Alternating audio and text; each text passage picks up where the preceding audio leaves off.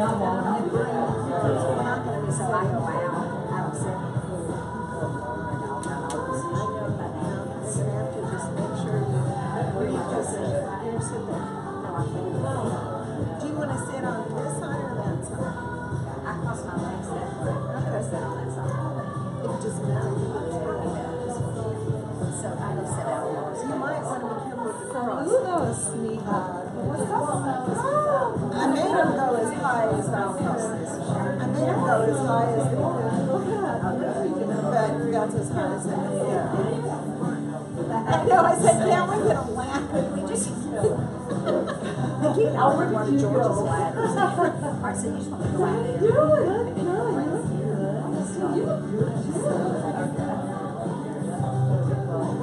Actually, leave your cup. It's like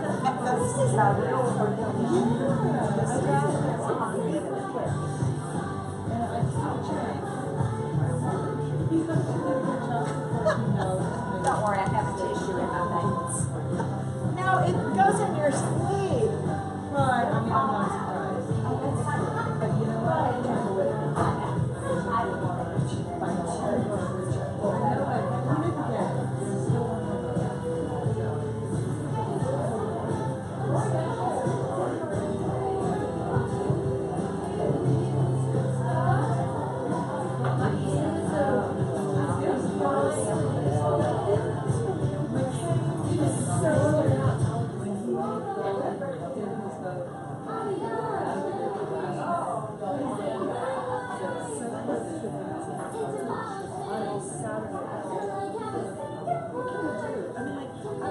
There's nothing we can do.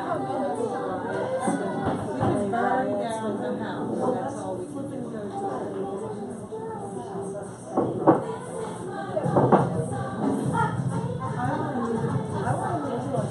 Are we ready? Yeah. 1, 5, 4, 3, 2, 1. Coffee! yeah, good morning. Good morning, good morning. Where's the audience? Yeah. Good morning. Come on. It's Friday morning. A beautiful day in our Nashville area. Look at the sun is shining. And I've been waiting for this day for the whole year. I am so excited to interview the famous, the wonderful village long-term agent, Virginia Degerberg. Come on down.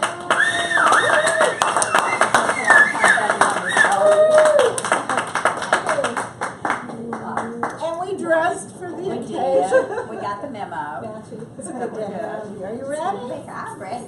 Okay, they are in for a treat. They don't even know. No. And you out in TV land, just get ready for them. Have a seat.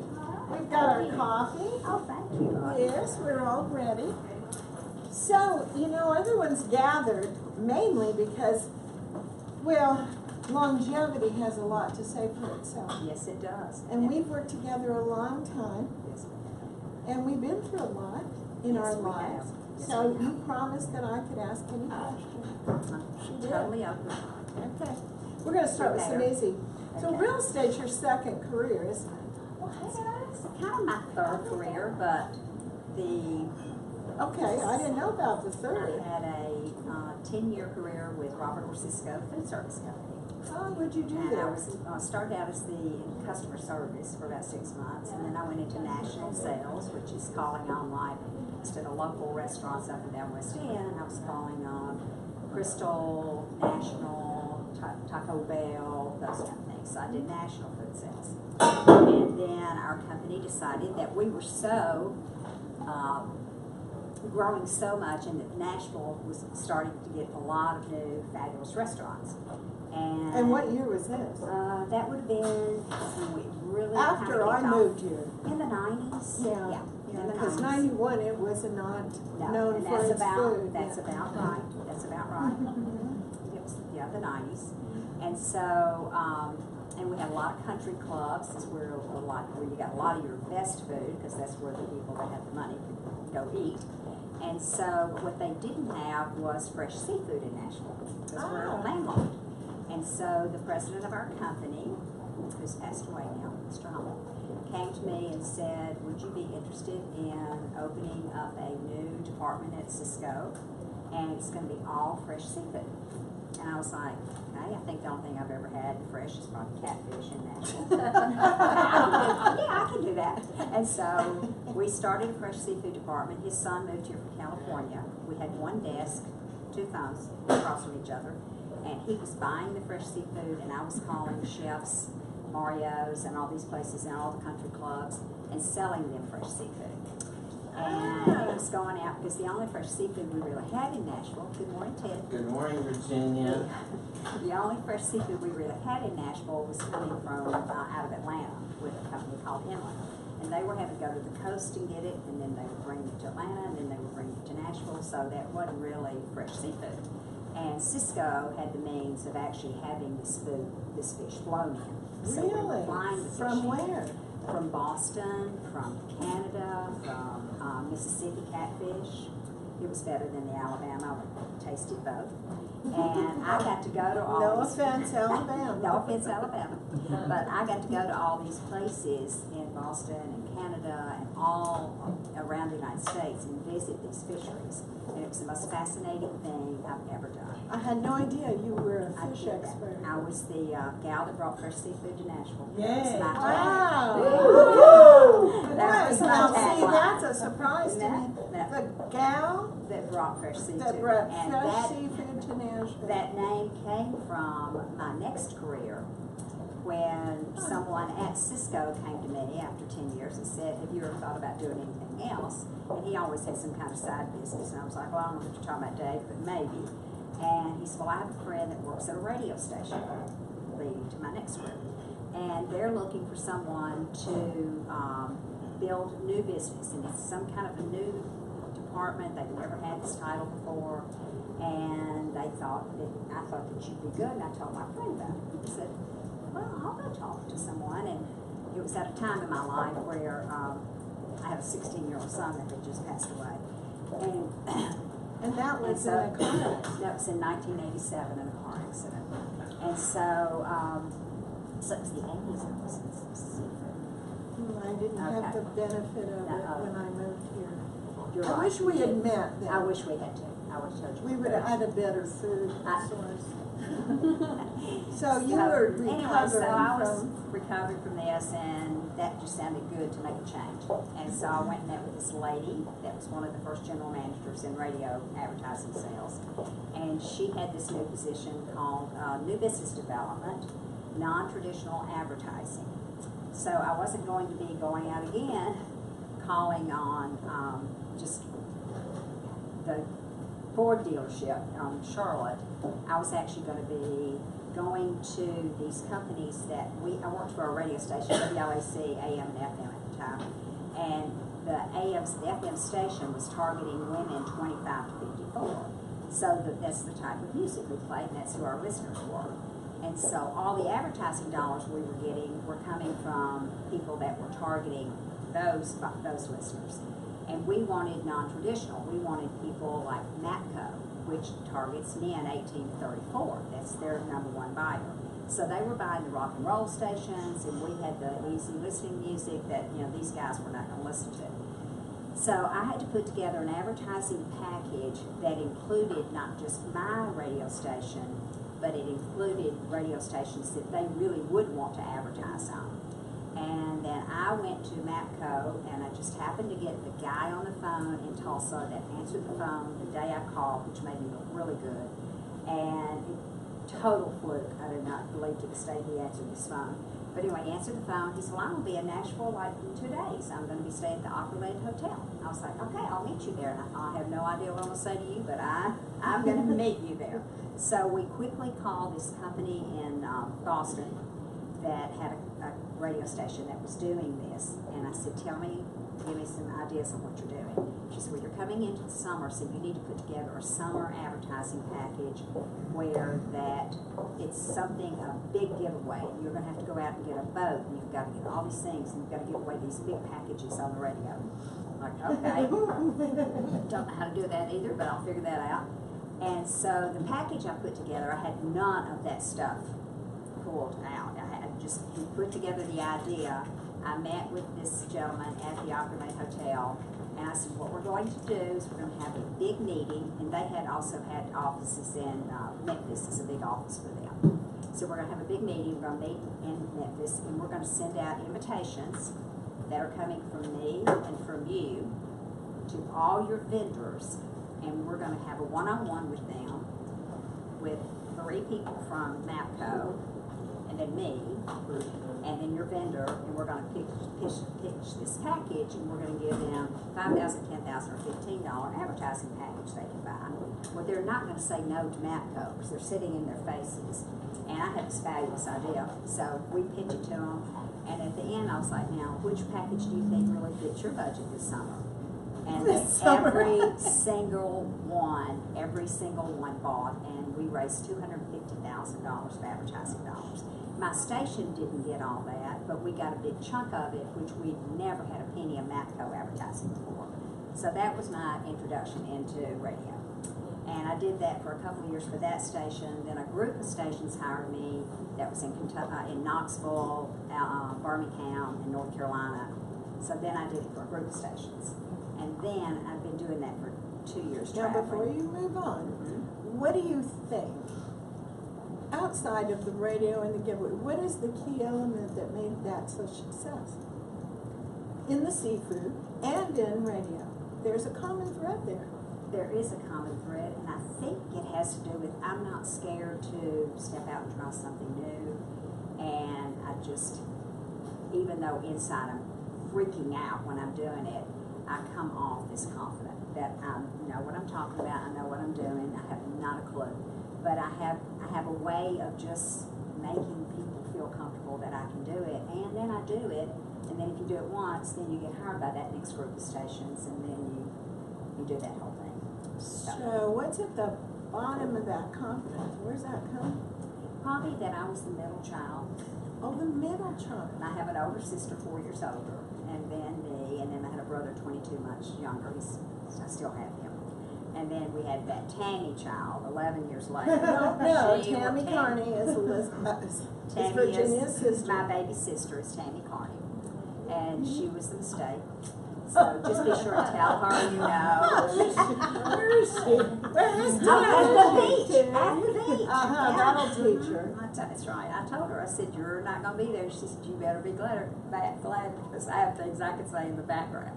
So anyway, so I think that had a lot to do with it. And my brother was by far my mother's favorite. And so I think I always was trying to be And prove you could do it. Yeah.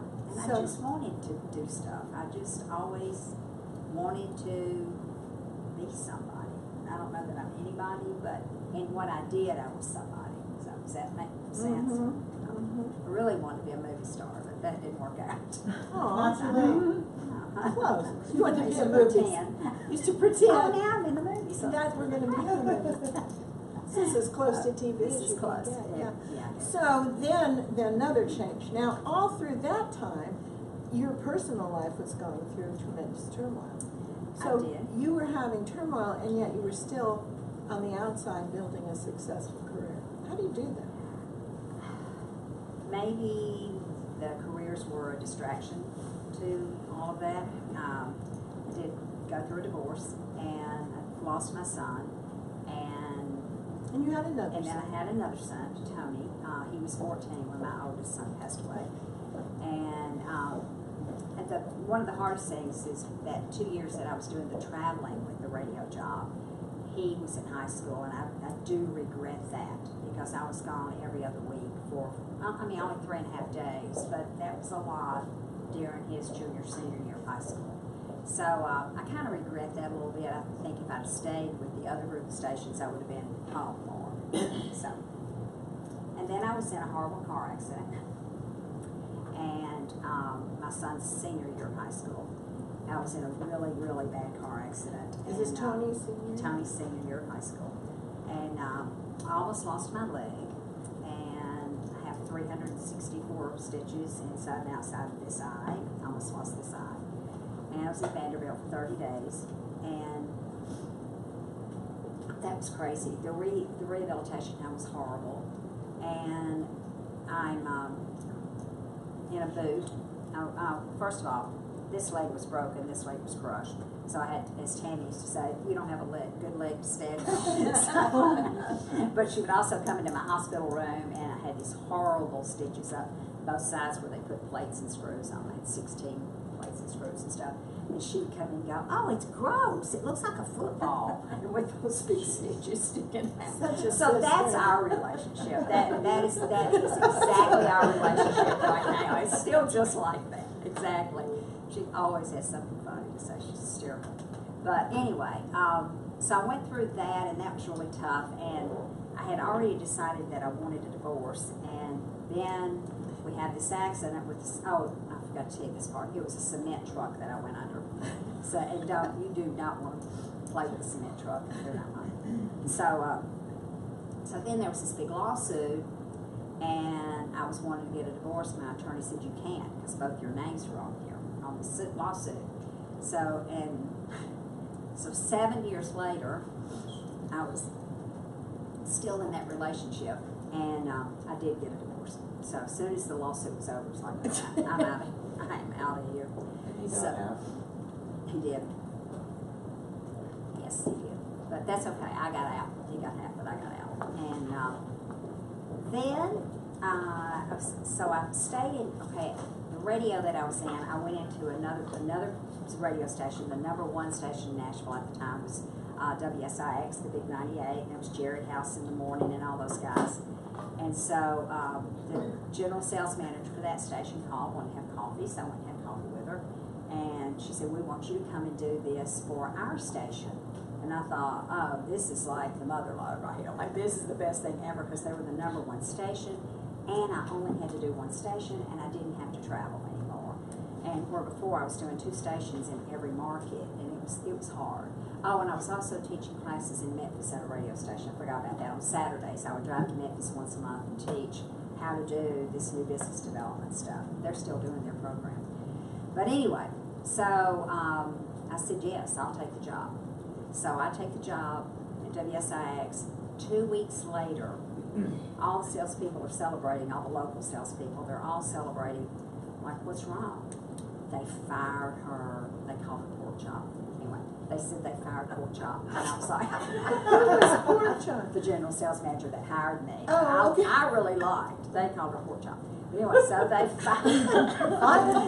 fired pork chop, and I thought, pork chop hired me. I am in trouble. And this was a brand new position. There was no budget for that position, and I thought, I'm fired. I have quit my job, and I'm fired. So then the new general manager comes in, calls me into his office, and says, okay, we need to talk to you about your position. I thought, oh my God, I was going to cry. And he said, we need you in another position. He said she was handling national advertising sales, and we need a national advertising sales manager. I thought, oh, I'm getting a promotion in the pork chop world, and I'm moving up. And I was like, okay. I knew nothing. Because remember, I told you before, everything in advertising I was doing was non-traditional. I was selling ideas. These other people in local advertising, they sell ratings. They go out and say, Jerry House is the #1 show. He's got 52% of this audience. He's got 60% of this audience. So they're selling ratings. I was just selling ideas. So I didn't know anything about the ratings. I didn't know how to do a cost per point. I didn't know how to do any of that stuff.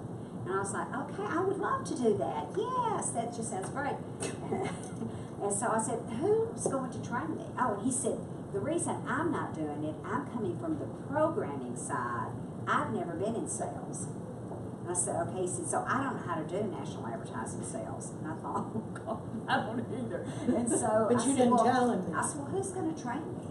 And he went, John Cullum. He's our general manager in South Carolina. I was like, oh, and I loved him. I said, okay, great. So he came in once a week and would sit with me for like 3 hours, and then he would just be gone. So really, once I got the gist of it, I really had to train myself. So that was going really, really well, and we were getting over 50 share of all the national dollars coming into Nashville, because you get those little reports every month. And so then all of a sudden, this person comes that is a senior at David Lipscomb University. She comes in to the radio station and says, I want to do an internship. And they said, well, I don't know, let me ask around and see who might need somebody. And I was like, I'll take her, I'll take her, I'll take her, I'll take her. That person was, I'm getting cold chills, that person was Kelly Doherty.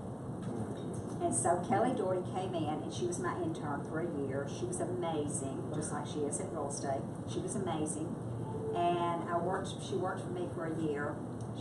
She graduated from David Lipscomb University, and she said, I'd love to work here. I said, well, let me just see if they'll let me hire you, because I want to keep you here. So I went to them, I did my pitch, and they gave Kelly a job, and Kelly became my assistant and worked for me in national advertising sales for, I don't even know how many years we worked together. Is that where she met her husband? And that is, yes. And her husband is a sports. He is a big sports announcer now, but at the time when she was interning, Brent was across the hall interning for the sports station, WLAC 1510, their sports station. He was interning. She was interning with me. Our office was a cut-through office. We were kind of back in the back by the bathrooms. And Brent would cut through our office. No matter where he went in the radio station, which was a huge building, Brent would cut through the office so he could speak to Kelly. It was so stinking cute. And so I watched this whole little thing develop. And then the next thing I knew, I was at their wedding.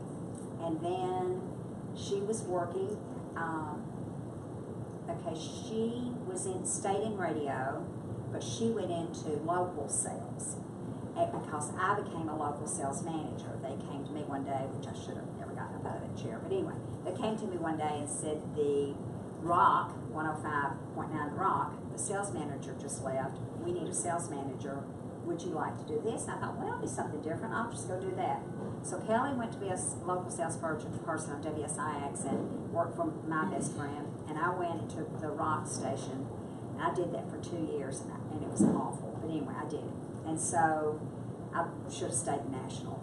But anyway, then Clear Channel bought us. The big conglomerate came in and bought all of our, we had 7 radio stations by this time. And they came in, they bought the whole group of stations, and one by one, they let the top managers go because we were making too much money. So out of 7, 6 of us got let go. This one guy, he, like within 30 days, this one guy hung on for a little longer, then he finally left and went to another group of stations too. But he got out before they let him out. So Virginia, that must have been a real blow. That was. Were you remarried at that time? I was remarried. I had been married. Wait a minute, were we married yet? I was with George. I don't know if y'all know my husband George. That's a whole different character in the story. But my husband George, I met him. It's a long story, but we ended up we dated from 95 to 99, got married in 99. So I was married because I left radio in 2001. So was this, okay, so we're big and now we're fired. We're big and we're fired. We're big and we're fired. And the bad thing about it is I left and I went downstairs on Friday afternoon. I got in my car and I reached for my phone to call to tell George. The phone was already cut off because they paid for your phones in radio. So didn't have a phone. Sorry, I have a cold. I get home and I pull in the driveway and George's truck's there. So I go in, he went, what are you doing home? And I went, I just got fired. And he starts laughing. I said, George, I just got fired. He's like, that's not funny. I said, I know, I just got fired. They fired me. And he went, no, there's no way. I said, oh yeah, there's a way. Here's my box of awards that I've gotten over the year. And there's not a check attached to any of them. So I'm out. And so then I decided I had never not really worked. This was in October. It's October the 10th. It's about right now. It's in October, and I decided I wanted to have holidays, Thanksgiving and Christmas, and not be working. I just couldn't imagine what that even felt like. I'd been working for so many years. So I didn't work, and so I signed up for my unemployment, which was $274 a week. And then I decided I would start a catering business because everyone loved my cooking.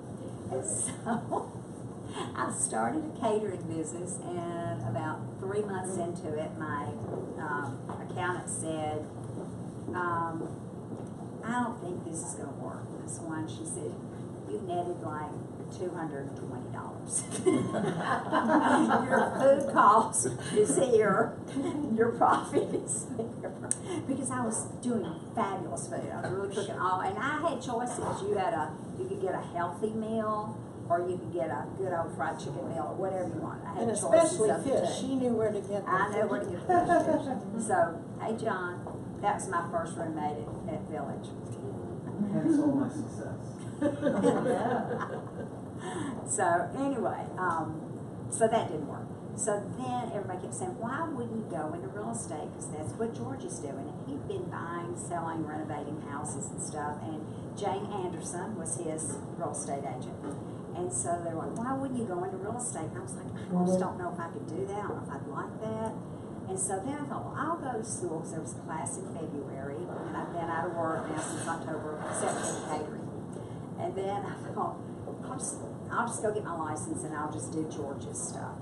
And so after the first week, I told George, I said, I think I'm going to like this, and I'm going to be good at it. I am going to be good at this. I like this. And he went, okay, whatever, you know. He said, just don't mess with my stuff. And I said, no, your stuff is going to be bye-bye, Jane. So anyway, so I decided I had, hey, Mark, I decided I had 3 companies because I was not going to work for anybody that wasn't locally owned. And my first choice was Village. My second choice was Frederick Clark, and my third choice was Rick French. And so I called all 3 people.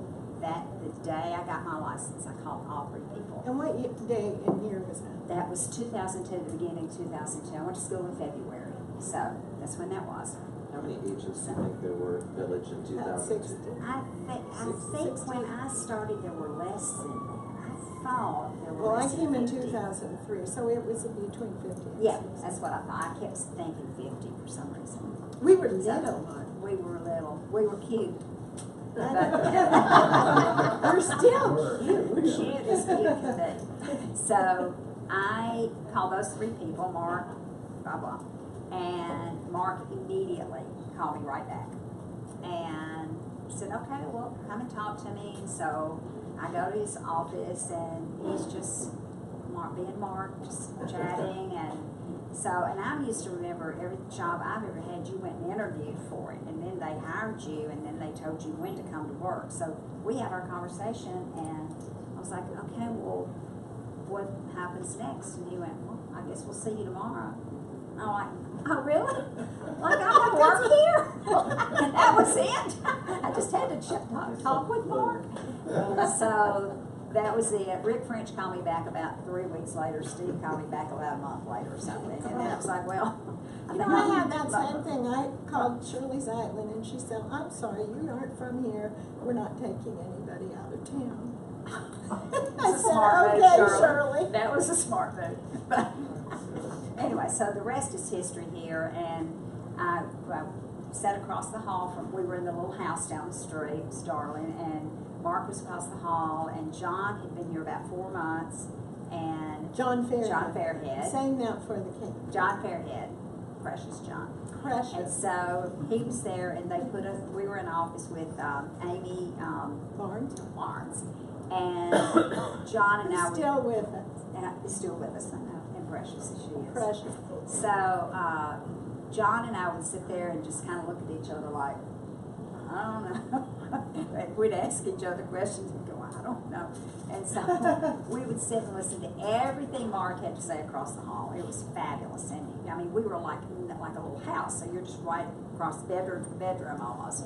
So we were sitting listening to Mark, and then at night, John and I would stay late because Mark would always come over and talk to us, and we would just like soak in everything we could that Mark had to say. And here we are, we're still here, and it's fabulous. And So how'd you get Kelly to come in? So Kelly, after she got married, Brent got a job after he came out of his internship. He got a job in Knoxville at a big sports station there, like UT and all that stuff, and they moved to Knoxville. And Kelly and I stayed in touch, and she decided, well, I was telling her about real estate, and I was loving it, it was great. By this time, Tammy was working for me, and she was like, well, I'm going to get my license. So she got her license in Knoxville, and she was like, well, I just don't even know how to, I don't know anybody, I don't know what to do, blah, blah. And then she calls me and says, and I don't know if she ever sold anything there or not. I don't think she ever did. And so then she said, oh, I'm so excited, Brent's gotten a job back in Nashville, we're coming home. And by this time we had Connor, the oldest child. And so I said, well, my team is going crazy, do you want to, you know, come and work with me? And she said, oh, I would love to. And I said, I've got Tammy, and she's great with the paperwork, and we're just really having a good time and doing very well. And so she came to work for me at that time. And then we moved, shortly after that, we moved to this building, and then we were back where Jamie Helms is now. I had Tammy back there and Kelly, and then my son got his license, and he worked with us for a little while, and he was in there. And then I was in the little office where I am now, but we had a glass door between us. Oh, and, yes, yeah. So we had to have the glass door, and I would be talking to them, and Tammy or Tommy both get up and just close the door. And So there's something amazing. Okay, so now we've got kind of the thread. There's some amazing things that so life is happening while you are creating yourself, your success. And the amazing thing about you, and you and I are, listen, yes, we are. We match. Yeah, we got the memo. We got the memo. And life has really done a number on us and with us and for us. And you have managed to stay successful and positive and inspirational throughout a tremendous amount of grief and joy and loss. And how does one do that? Because if you all don't know, we talked about your 16-year-old loss, and you want to say the... in March last year. I've already asked Virginia if I could. It's okay. My oldest son passed away. He was 4 days before his 44th birthday, and he passed away. So you've lost both your children. Both my children. You've been through a divorce. You've been through a major car accident. You worked through your sister's cancer at her site, and that took several years. And yet, during all of that, you have maintained being in #1 at Village and always within the top 5 to 10. How does one do that? I love what I do, and real estate probably has kept me sane. And because it distracts you from all those things. That when that phone rings and you look down, and it's one of your clients. No matter what's going on, you've got to erase it, put it back here for a while, just let it rest. It'll still be there when you get off that phone call, believe me. And you get on that phone call, and you have that call, and you're taking care of the people that depend on you and have always trusted you to take care of them and their real estate. And I think that it has really saved me from, if I hadn't been so busy and distracted, that I don't know that I could have made it through this. Plus a lot of therapy. Just don't forget that. I have been in therapy. Yeah, therapy is a good thing. I think everybody in the world needs therapy. But Thank you, Mark. yes. It is a really good thing. It is good. And my son passed away and was buried on Sunday, and George actually went to Sherry and said, you know, I don't know if she's going to be able to do this again. And so, thanks to Sherry, she gave him the name of somebody that she knew that was supposed to be really good with this. And by Thursday, we were in his office, and we went every week for a long, long time. We're down to a month now where we don't have to go every week. But he got us, he was amazing. And so it was almost like I couldn't wait until 9:30 on Tuesday mornings to get to his office and sit in front of him. And so that I do think that that's true. But also, he's the one that taught me. Now, when you leave here today, you said you've got a client this afternoon. I want you to take all that grief and put it over in this corner. And when you get through this afternoon, if you want to come back and get it, you can. I'll just keep it here for you. And he made it feel like you could do that. Like, you don't have to carry it with you. You can just leave it somewhere, and it's going to be there. You can go back and get it. Yeah. Compartmentalize. Yes. So a lot of that has to do with that, and just that I've had my clients were amazing. I mean, just they all knew, and everybody stuck by me, and they were good with it. And if I felt like I couldn't do it that day, it's like, okay, let's go tomorrow. That's an interesting, because you've always been authentic with your clients and very transparent and very you. Do you think that and probably when you started in real estate, what was the strategy of collecting the clients? What did you do to make that transition and to keep these people so loyal and faithful? The first thing I did to actually let everyone know, because I had a huge sphere of friends from your radio, family, and from your fish, and from growing up here, and growing up, and I'm from. And here. didn't you know Mary Frances? Mary Frances. I mean, yeah, this that's whole another broad club. Yeah, that's another funny thing. But anyway, yeah, Mary Frances went to law school with my ex-husband, and and they were very good friends. But yes, I knew Mary Frances, and I've always liked Mary Frances. My children loved Mary Frances. She was very good to them. They spent Christmas Eve at her house every year with all her kids. So it was kind of a strange thing. But anyway, then I could get here, and that's when we first started working with Rudy Tyler real closely. And I remember Mary Frances having all the agents one afternoon there for wine and stuff. And we all sat out in the front room and talked.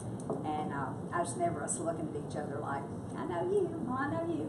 So we knew each other from years and years ago. But anyway, I'm from Nashville. I knew a lot of people. I've lived in a lot of neighborhoods and done a lot of things and been affiliated with different churches. And so the first thing I did was go to and I don't know who said this when I was in class, taking real estate classes, but somebody said something about a marketing plan.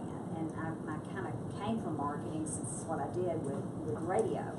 And so I went to a person down on Music Row and had a 1-hour session with her.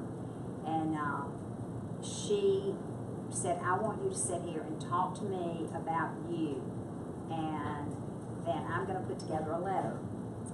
And it's going to sound like it's coming from you, but you would never be able to write it. And she is so right. And the letter was amazing. And then I came back and sat in our office. And when you start thinking about people in your life, when you think about Mary Frances, you're going to think about, oh yeah, and I knew Jamie Helms or whatever. You're going to know these people that each person in your life is going to be connected to somebody else. And I would sit in there and I had my notepad and I would write down all these people's names. And we didn't have where I could go online and Google and find it where all these people lived. So I had to look it up either in the phone book or just track people down from somebody else. But every single day I would send that letter out to at least 10 or 15 people. Every day? That letter? And every day, 10? I didn't have anything else to do. John Did and I you just go sat to there that and looked at each ninja other. class? I think that's a ninja. It might be a ninja. But I had nothing else to do. I mean, I didn't have any real estate listings or clients that wanted to buy anything. And so, and at the bottom of that letter that she wrote, I would sign my name and I would make a personal note to them. Hey, miss going to the UT football games with you. And I'll come back to that in a minute. But anyway, and I would put these little notes. I'm in real estate now, just wanted to let you know. And I would do these mailers. And people, and that lady I'm talking about right there that actually had someone call me this week. She is in Knoxville and she owns a title company. And I dated her nephew at one time, and we went to a couple of UT football games, and it was fun because she lived on the river and had a boat. It was really cool. But so when I was thinking about people, and I thought about his parents and his sister and him, And I thought, oh, and Aunt Judy in Knoxville, I'm going to send Judy one because she's in the title business, so I'll send Judy one. And my first very open house I was doing over in Silver Park, I got a phone call, and it was Aunt Judy's best friend from California. Her son and his wife were moving from Birmingham because he was with that big sound studio company. I can't think of it. Anyway, so he was moving here and needed a house. And Aunt Judy said, you have to call Virginia, So she'll you take see care of it. why I say names anywhere in the country. Anywhere. Even if they're not here. Anywhere. I sent that letter.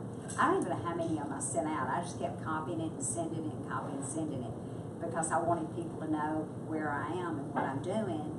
And I didn't know anybody that didn't like trust me or like me. Well, they probably did, but I didn't know who they were. But I didn't know who they did. And so I just sent it to everybody I could. But that letter was so well written. And one of the best lines in it is she said, I've transitioned from going up and down the radio dial, because I'd worked for so many different radio stations here, to real estate. And so she was just catchy little stuff. I would have never said that I went up and down the radio dial. I mean, I would have never thought of that. So I think in the beginning, that's a great thing to do. I don't even think it's a bad thing to do right now. If you know a marketing person, go sit down with them and let them help you put something together. Maybe it's just about real estate. And you know, that is important because if you talk to someone, because y'all sit and talk to me, sometimes we can see things in others that we don't see in ourselves. Right. And it's this authentic, because we tend to be a little protective of ourselves, don't we? Right. It's kind of hard. Yes. Yeah. But somebody else can say something, and that's what people are attracted to, isn't it? Is authentic. Is the real you. Yeah, the real you. And that's why people love you. Thank you. I love you. I love you. I love Mark. I love Village. Well, we're going to get to a couple things. Okay. So that was a phenomenal start, Thank you. and so you started a heavy-duty pace, and you had Kelly, so you needed sort of a team before we had teams, and you've never really had a official team. It's just been you and everyone.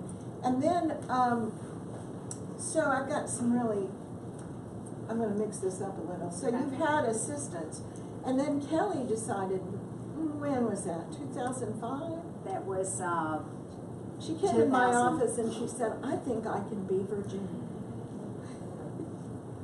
she did, that was in 2007. It was when the market had just started to crash. I was like, market's crashing, Kelly's leaving. This is great. Life's good now. No challenge. It wasn't a challenge. So how'd you make it through that time? Because Kelly did, as all we know, transition to her own business and had 2 babies and carried them on her back while she did houses. But in the meantime, I was very proud. how did you make it through that recession? Well, a lot of adjustments to lifestyle. A lot of try to continue to stay in touch with everybody, even though I knew a lot of people weren't going to buy houses during that time. They weren't going to sell houses, but they did have people moving here, and they did know people, and so I was trying to keep that going so that I could still touch them. For a long time, I had these gigantic Christmas parties every year, like the second week of December, and I invited all my clients, staff. Susan was at almost all of them. And we had these huge parties. We had this band. This is how great real estate was then. We had this band that we would fly in from California. Whoa.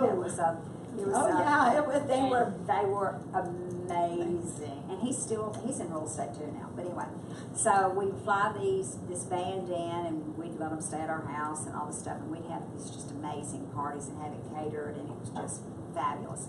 And then all of a sudden, the recession hit, and it's like, I don't really have the money to fly Bobby and his band in, and I don't really have the money to cater. So me and my brother-in-law, actually the first year afterwards, we did the food, back to catering, back to that business.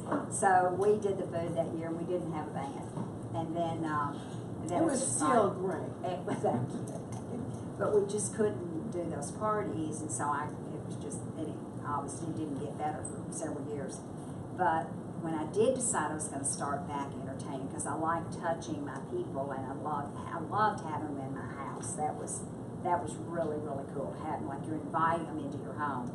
So not doing that anymore, but I started back doing in Cinco de Mayo, instead of doing like a big Saturday night blowout, whatever day Cinco de Mayo's on, we do a 5 to 8, like after work, and you stop by and we have the Park Cafe on the patio out back, so it's very casual, and people can stop by on the way home from work. So that way, if you say 5 to 8, you don't have these people staying till 1 in the morning and caffeinators and bartenders And putting them on your beds and couches.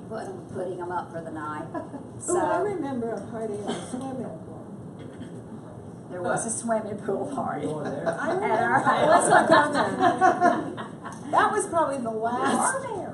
No, I wasn't. Yeah, oh I yeah, was we were there. Yeah, yeah, that wasn't my party. Susan, you tell. Didn't you push me? It wasn't me. It wasn't you. Bobby almost fell in the pool. But, Actually, I fell on the concrete. which is worse. Which was worse. But Okay, that that's was all not we're actually, that wasn't actually my party. That was actually the company party, Right. Summer party. But we had it at our house because we had a pool.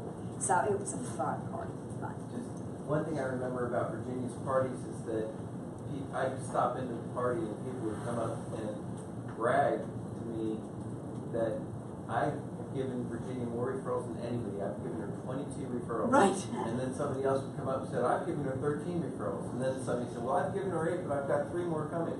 And somehow she had people bragging that they were giving her referrals. Thank you, Mark. How did you do that? I don't know, but it works. But It works anyway. because she's so real and transparent, and people want to work with people that they feel they know, and they want her to succeed. They want her to be successful. That is true. Is there anything in your narrative, like, I would say that there's a thread with you and Kelly, for certain, that both of you are so successful because I think the personal approach that you put to it, and I think, all my clients are my friends and this and that, but they are very close with you, very close. And I'd say that's probably true of Kelly, but that's an interesting point of people almost bragging about how many referrals, and beyond just being you and being amazing, is there anything else that you do or have done to ask for the referral, encourage the referral, or people to be so, obviously they're raving fans because you do a great job, but is there anything you're doing intentionally to help train even new customers to give you referrals? I have different approaches to that because I don't just blatantly ask for the referral. But yesterday I had a closing and we closed it Rudy Title. Maggie closed us and they said they were so excited about this house, and the wife said, well, Virginia just made it so easy. She said, I was so nervous and she made it so easy. And I took that opportunity to say, I said, oh good, be sure and tell your friends how easy it can be, right? And she was like, absolutely. So it made it where I was asking, but I was just saying, be sure and do that. And I also think that when I'm with people and they are a referral from somebody, that makes it, absolutely makes it easier from the beginning, because Sam's already sent you to me, so you already trust me. And then I think because almost all my business is referral or repeat business, and they know that they were referred, so they'll say, oh, well, I've got a good real estate agent, let me tell you about her. And that's how it's just kind of, grown like that, and it is mostly referral business and repeat. I have very few brand new clients that are not referred to me, very few. I still know how to pick them up, but I try not to. You could pick up. I could pick them up. You could pick up. And sometimes it's fun. It's fun. Have you ever been out to dinner with Virginia and just watch her work the room? It's an amazing experience. So, couple things. How do you manage a balance and give George and your family the time and yourself? Do you have a cutoff in business? Your boundaries? Or?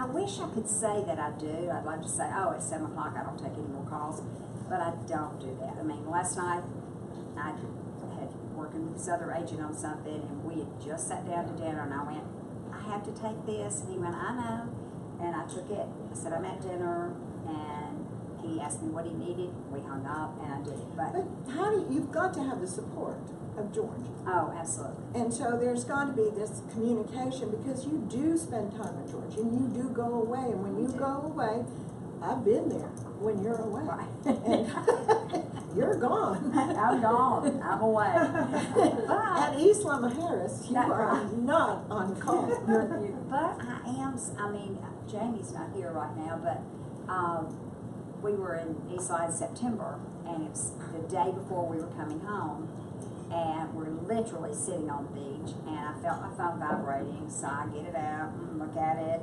and it's the people we closed on yesterday. That's who that was. And so I went, oh, that's Whitney. And so I take the call, and she was like, hey, there's this house we want to see. It just hit the market, and I had them on auto notify. And she said, and we'd like to see it today. And she said, because I think it's going to go away. And I said, well, you're not going to believe this, but I'm on a beach in Mexico. And I said, let me see who I can find real quick. And so I called Jamie Helms, and he said, yeah, or actually I called Tammy. And I said, I'm struggling. I can't find anybody. And she said, well, let me call, let me see what I can do. And she called back. She said, Jamie's in the office, and I asked him. And he said, yeah, he'd be glad to do it. So Jamie takes them over there, and then he calls me, and he said, hey, they're wanting to make an offer on this house, but I can tell you right now there's going to be multiple offers, and I don't feel comfortable writing your offer. What do you want to do? And I said, well, when do you have to have the offer in? And he said, by 6 o'clock tomorrow night. I said, oh, I'm home at 11 o'clock in the morning. I'll do it. So we got home. I went home. I changed my clothes. I met them there 1 hour after I got off the plane, and we wrote the offer, and that night they got the offer accepted. So, and Jamie was like, I'm glad you did that, because I didn't feel comfortable doing that at all. So what did you do, though, now that we want to know? What trick did you do that got you the offer in a property So I one have day to on? share that trick? Well, No, it's not a trick. don't give up any secrets. No, I'm joking, I'm joking. I did an escalation clause, and I asked them, what would you go to? What do you feel comfortable, because you're not going to get it for the list price. It's going to go over list. And I said, what do you feel comfortable with? And they talked about it and called me back, and I was like, okay. And it was a good comfort level. And so I said, we'll do $1,000 over up to this dollar. And there were 7 offers, and we got it. So, and we closed yesterday morning. Good job. Done. So you like escalation clauses? I'm sorry. So you like escalation clauses? Do I like them? If we have to, no, we don't like them. No multiple offers. Oh, I don't, yeah, I'd rather not have a multiple offer. I'd like to just give a best offer and get it, but it's the only way we would have gotten that one. It's the absolute only way. So do you require the seller's agent to prove the highest? I did. So you wrote Yeah, that I in your did. special I wrote steps? that in my special steps. I actually used my escalation clause straight off the special stipulations Oh, the page. RF7, oh. Yes, I wrote it right directly from that. I didn't change anything. And when when she sent back, she said, I'm okay with doing that, but I'm talking to my broker, and they want me to black out the name of the company and the agent that wrote the offer. And I said, I don't care, that's fine. Just send it over. And she did. So Good. that way no one knew who I You didn't know who weren't I beat breaching out. any, Right. That's good. So that was good. So it worked. And so George is supportive, and I think that's very important, that your spouse be supportive of your bounce. But there Yes. are times when you do have to stop. There are times that you never know when to book a vacation, because you don't know what's going to happen. Like, I didn't know that house we'd been waiting months, and something hit the market as soon as I left town. But there are times where I try to let everyone know that I'm working with at the time, that I'm going away, and here's who they can call, here's who's going to be helping. And I think for the most part, they're all very respectful of that and say, oh God, yes, you need to go, you need to get away. So there's a way to do that, but at the same time, if something comes up while you're gone like that, I do think you need to be responsive to it And have a good backup. right. Because I also think there's days where you don't talk to a lot of people. You don't have to do anything, and you can be at home doing the laundry if you want to. And we're in a different job. You don't have that option. You're 9 to 5, and you're off on Saturday and Sunday. You got to work everything around that. And I think our job is so flexible, and our hours are so free to us that we can make what we want to of it. That you just work how much you want to work. So what advice do you offer, all of this, to agents who have built a business that already have a business going and they want to go to the next level? How do you move that needle? And then I'm also going to ask you, so we can kind of compare these, what you would offer as advice to an agent who's just got their license and coming right out of the gate and maybe doesn't have the sphere of influence as broad as broad. So those are the two. I'd like to hear your words the of question wisdom. is, on the first one, What would you offer to an agent who has built a business, but they really want to escalate, want to take it further, and how would they begin, or what process could they do? I still think the marketing. I think even though you have a business and you've got your people out there, I think that you should go back and do a marketing plan, even to those people. And somewhere along the way, since you started, you've met other people, and maybe and your letter's not an introductory. And I'm starting in real estate, but I'm in real estate. Here's what I have to offer, and here's what I've done, and go meet somebody. Do you have a management, a CRM, a contact management system that you use? I have Top Producer, and I'm really bad at it, but I do have Top Producer, and I try to, when I have some spare time, like at night, I try to put my contacts in that and keep up with it. But yeah, I think everyone should have something. I don't know how you would do that. How do we do it before? I don't know, On a notepad. And we had index cards. Index And those, cards. remember our, Yes. instead of Yes. recipes, it Right. was ABC. Recipes over here and ABC over here. So, new agents, just getting started? New agents, I would definitely sit down. If you don't have a sphere of influence, that's going to be hard. I think everybody has a certain, Even if they're not local. even if they're not local, they've met people, wherever they came from.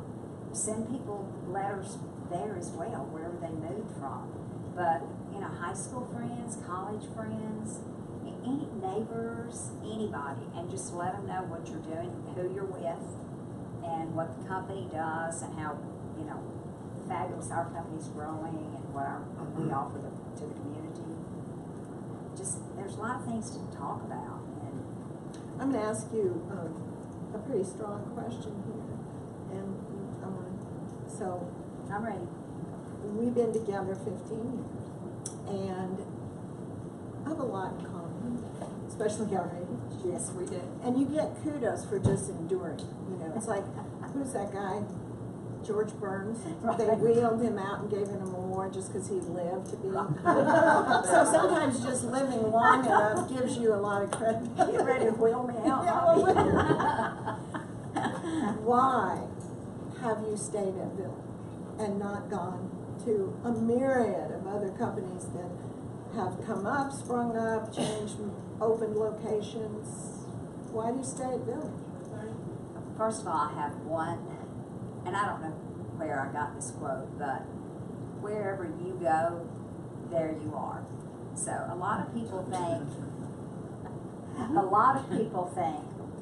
and I watched this in radio, when I was in radio, there'd be at one station that'd think, oh, I don't have enough accounts here, I'm going to go over to that, across the street to that radio station. Guess what? When you get over there, you're there. You're still not making the calls. You're not making the calls and getting the business. Nope. They just wanted you to hand them a new list of advertisements, what they left for. But I just think that wherever you go, there you are. So you are who you are, and you're in an amazing company that just keeps growing and promoting, and you know, just this sign over here, right here, says it all. The creativity, I mean, it's just an amazing company. You have fabulous, tremendous support. I mean, I've never been needed to go to either one of these two people and them not open their door and listen to what I have to say and support me in it. So, and I mean, I haven't had any issues, knock on wood, in a long time, but one time I did come off on vacation, we'd been sued, but, so the company, me, George, That was everybody. fun. That was fun. And, they were right there with me the whole time, and, we won. George and I ended up buying a new house, but we won. And, so I don't know why I would go anywhere. It's just, I have tremendous support staff here, and it's an amazing company. And How long do you think you'll continue to sell? who wants my list except for bids? No. You know, I've thought about that before. There's one thing I do regret that I didn't do a long time ago. And so for any younger agents, when you've had enough hours that you can do this, I wish I'd gotten my broker's license. Because when I Me did, too. I wish I had. Not too late. And I almost Not did too late. so many times I almost did that. And Tanny was encouraging it, and then I'd be too busy and I couldn't or didn't do it. And that's probably my only regret in growing Is myself. it not too late? No, I'm thinking about it again. So, so I guess in growing myself in the business, that's the one thing I didn't do that I had always wanted to do. So, and then if I do decide I'm too old to start driving people around and hiking up down steps and, you know, dirty, nasty, gross basements, then I might, I could be a broker and kind of help train people and manage, and I think I'd enjoy that. Oh, yeah. So that's my one regret, that I wish I had done that. So I still may. I'm going to open it up to a few questions, and then we'll have a kind of a closing. Okay, questions from the audience. Ted? Do you send personal notes? Yes, yes.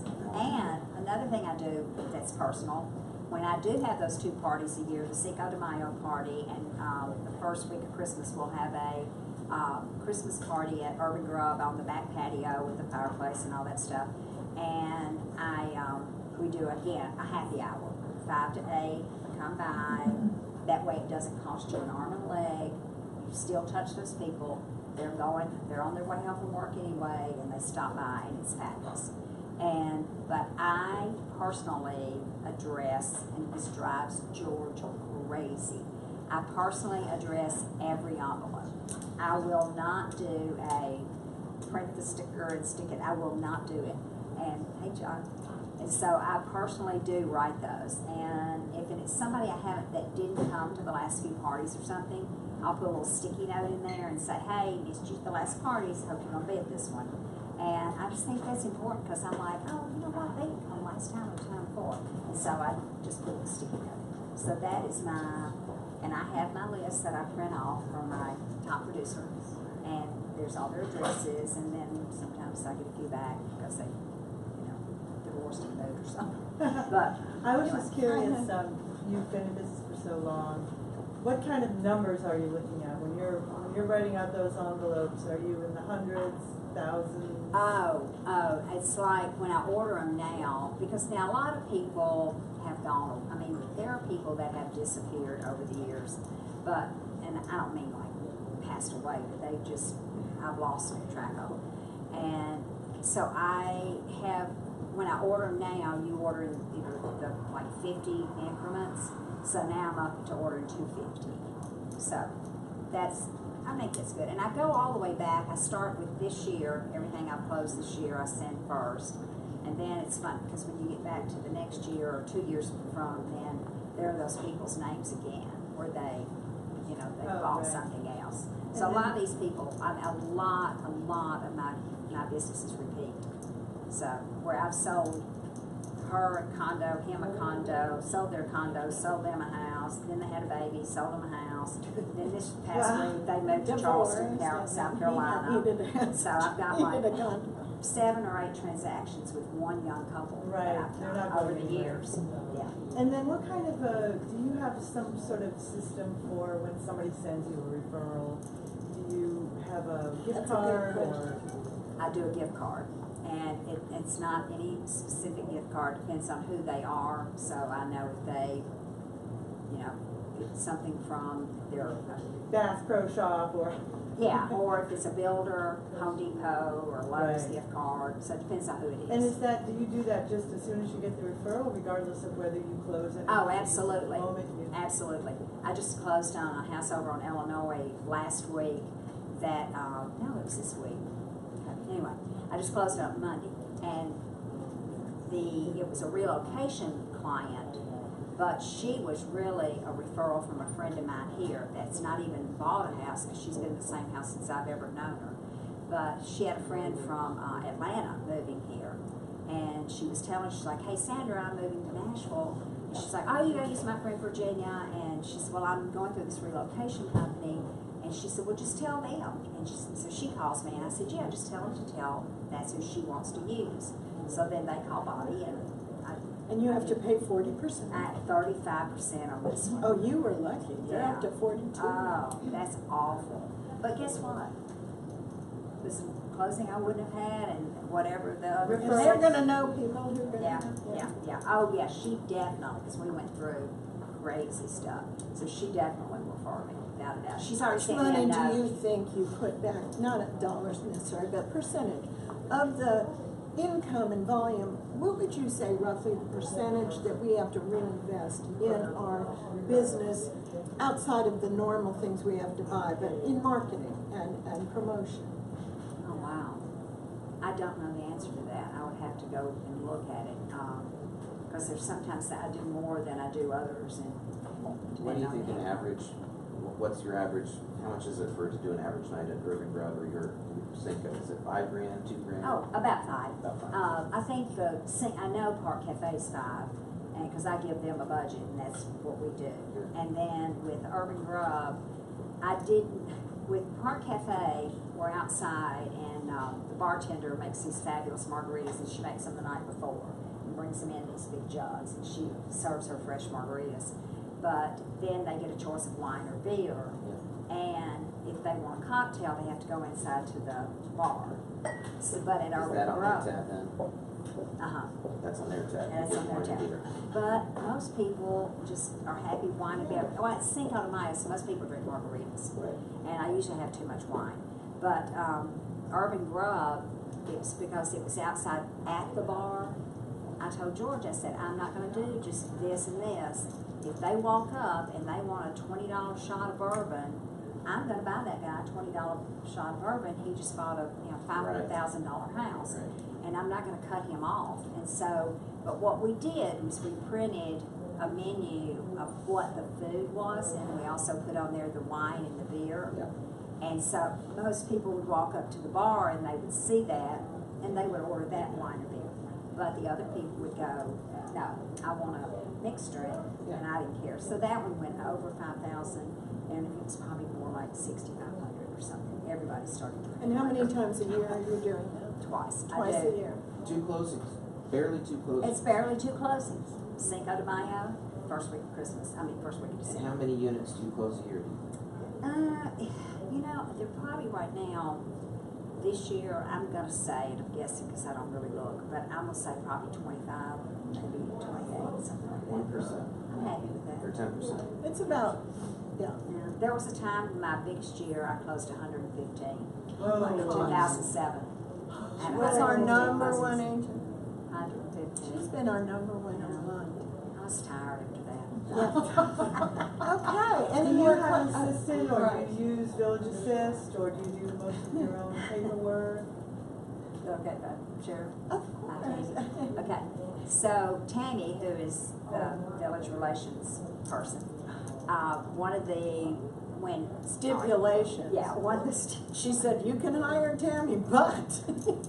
So Tammy was with me through all the great years, and she's amazing.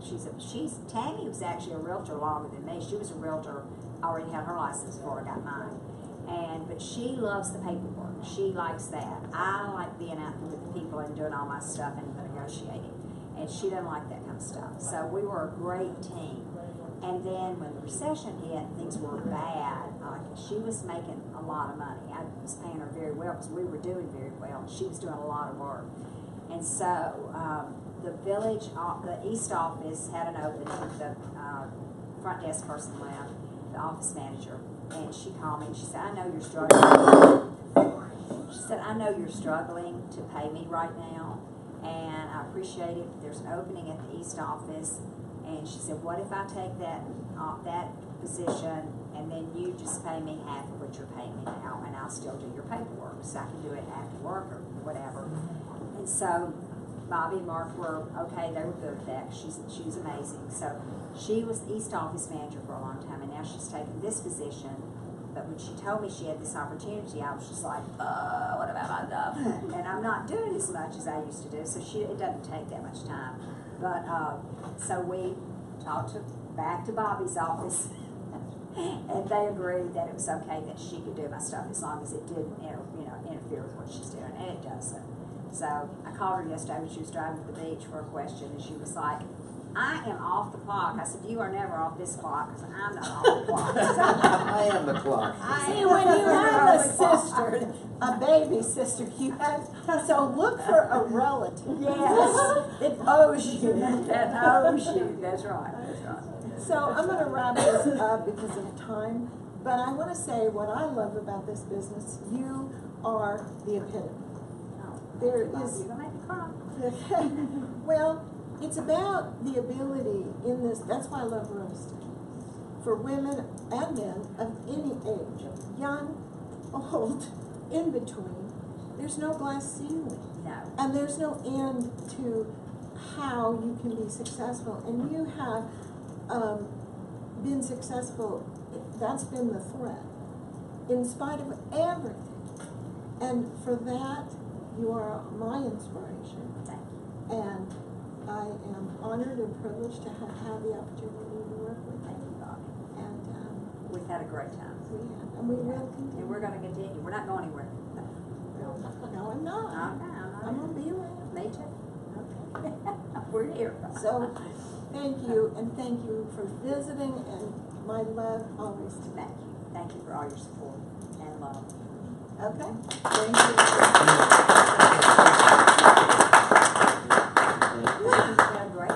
Wasn't that great? Yeah. And we had no idea how many were out in the TV. Oh, that's right. Millions? Millions. Millions. Oh, I bet But we were it's the number also, one show today. we were the number I one. bet we had more viewers than Ellen. I think that there's a place for you to be on the movies somewhere. Okay. Hey, let me get a photo of you girls. I'm going to do some posting now. Oh, you're too far. Okay, get up above us.